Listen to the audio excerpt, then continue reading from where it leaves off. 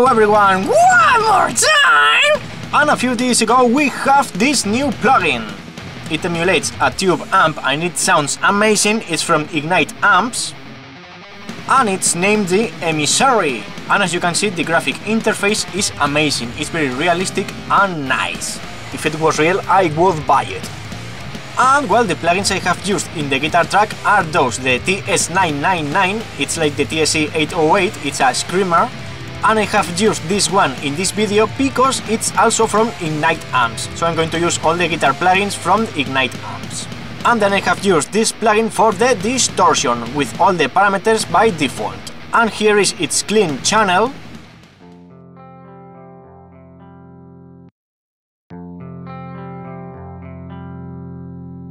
And as you can hear, when I enable this plugin, the clean guitar is deeper with more low frequencies and the high frequencies are much clearer. Check this riff.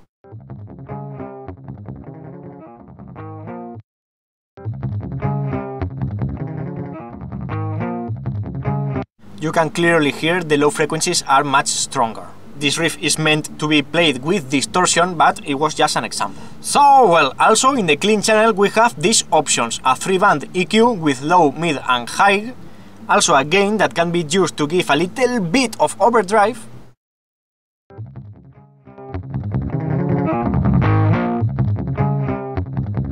it's a very subtle saturation, and then we have this option to give a little bit more of bright.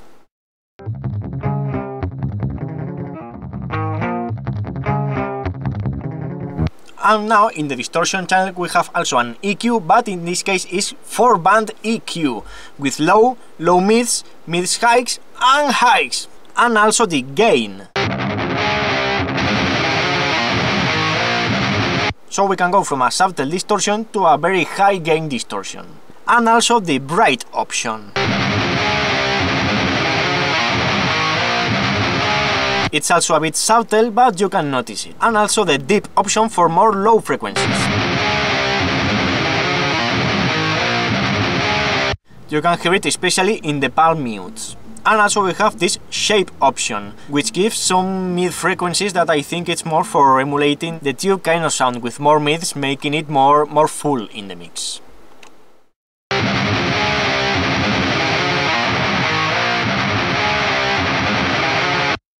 And then we can also adjust the level of the clean and the distortion channel independently with these two knobs. And also we have these two options in the master: the bright for some high frequencies and the depth for low frequencies. So let's hear the depth.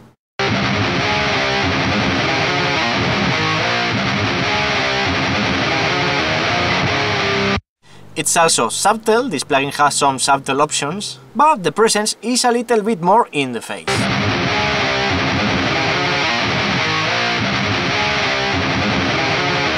This one is not as subtle as the other. And now we have some fake options, they are attrezzo, like these ones: the input and output from the loop and the jack input, which we can't unplug, but I think this really improves the graphic interface, it makes it more realistic. And in the back we can change the kind of tubes, but also we have some fake buttons and options. But as I said before, I really think that these fake options, these fake buttons and knobs and switches, makes the graphic interface more natural. But we have these options I didn't see in the first place. We can actually adjust the bias of the left, right or common tubes.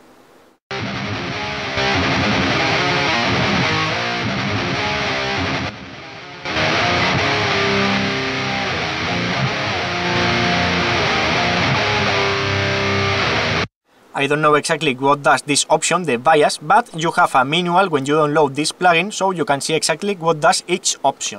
These inputs up here are fake, you can make anything with this. Also those knobs, we can change the mix or anything. We can also use a foot switch. We can also switch from 4, 8, 16 ohms. Also when we download this plugin we have two files, the 32 and 64 bits. I have an old Windows, so I use the 32 bits version. We can adjust the input and the output of this plugin, also the oversampling from 2 to 4 or 8. Also, you can use this plugin in mono or stereo. And well, of course, many people is going to ask me what impulse I have used for guitars. So here you have it. I have used a mix of 3 impulse responses. The first one is the Axon Arcalian, the second is the Trivium Vengeance Falls, and the third one is the Beyond Creation, the Aura. So, well, I hope as usual you enjoyed this plugin and this video, and see ya! One more!